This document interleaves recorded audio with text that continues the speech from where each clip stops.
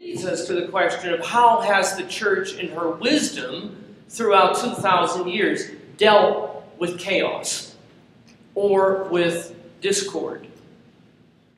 I had an exercise in addition to the one I told you about for the priests when I would make my visitation. The other one was that I would go into a community and I would just walk down the street and then I would ask somebody if they could tell me, and then I would put in the name of my parish, my mission. And as you can appreciate, the Diocese of Quincy, that part of Illinois, by and large, has not set the record for population nor massive population increase. We know that because there was a senator who was supposed to be in Springfield, was never there, stayed in Chicago, and now he's moved somewhere east. And he never visited us in our part of the state. Because we weren't growing. But I would stop in the communities and I would ask the question, could you tell me where St. Mark's is? And then I would listen very carefully. And it would usually go a little bit like this. Hey, do you know where St. Mark's is? Is that church, I don't know, down there, that has the red doors?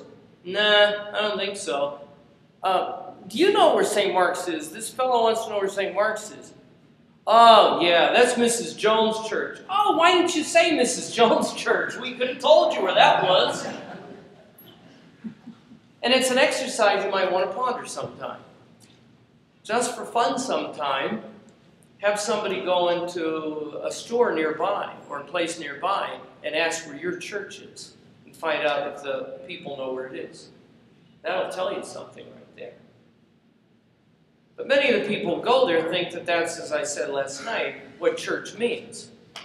The local congregation. That's what they think.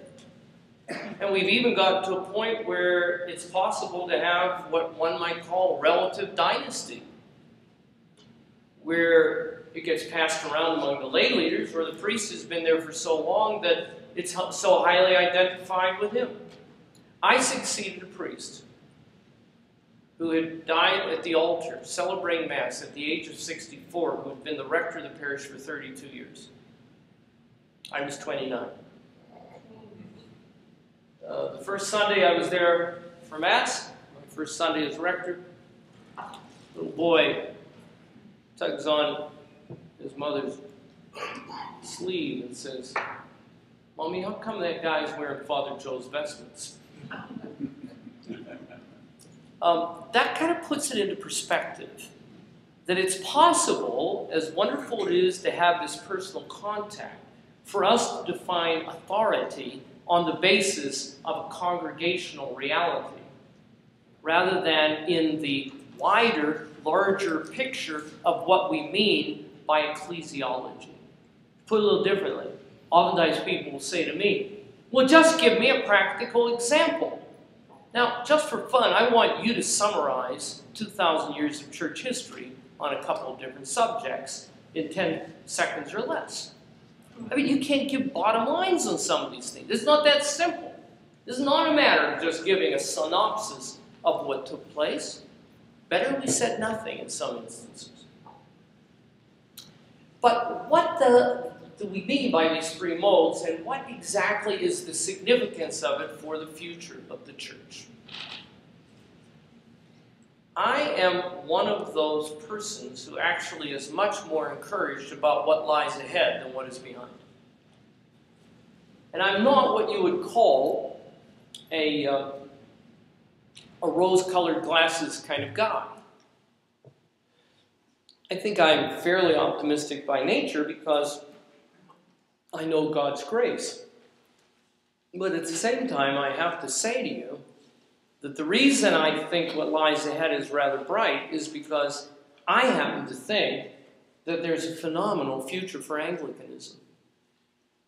And you can appreciate the fact that going through some of the battles that I've gone through, I've had to ask some hard questions about whether I thought there was or not. Or whether this was just a Oh, I don't know, as some would like to say, a several hundred-year-old experiment that failed? I don't think that. I think it's a 2,000-year tradition.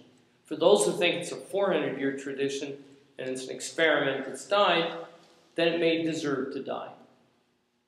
But you cannot look at the history of the English spiritual tradition, the English ecclesial tradition, and think of it in terms of short-sightedness. Nor can we think of it in terms of our contributions, as it were, to the greater whole.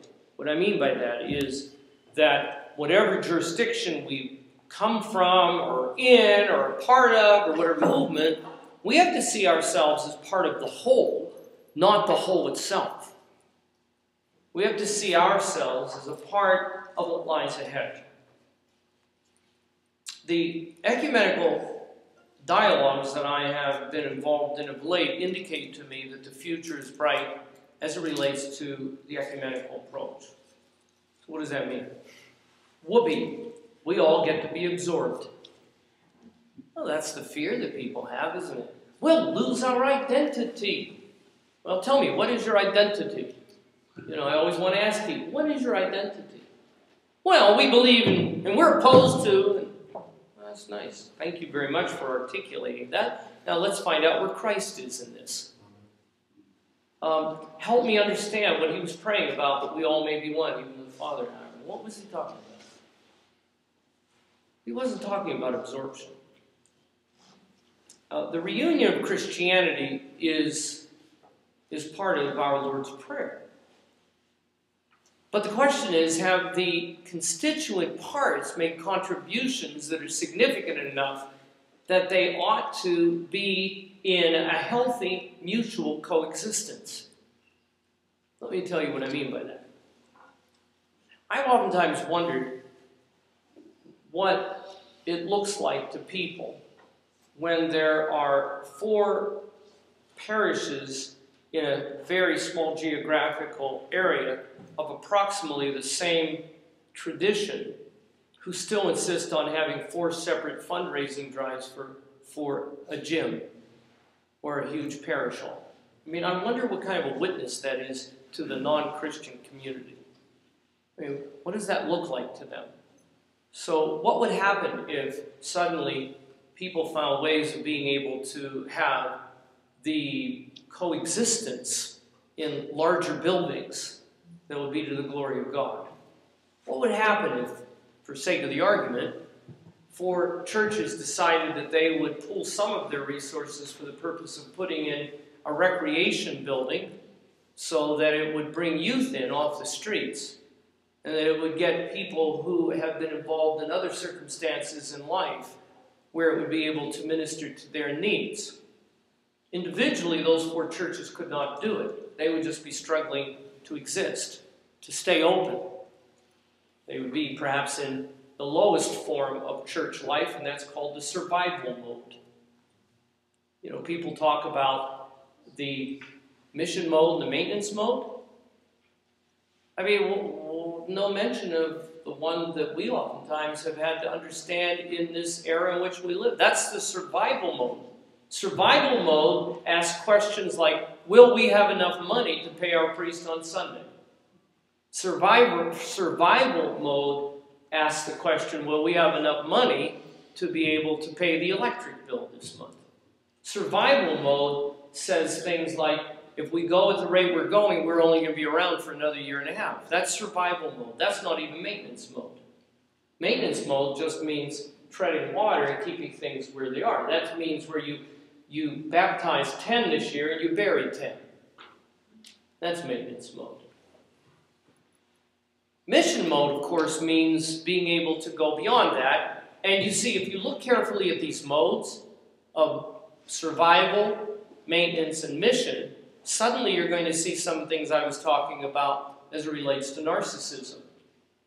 Narcissism is an unhealthy self-awareness, whereby we are only concerned about my needs, my circumstances, my problems, and nobody else's.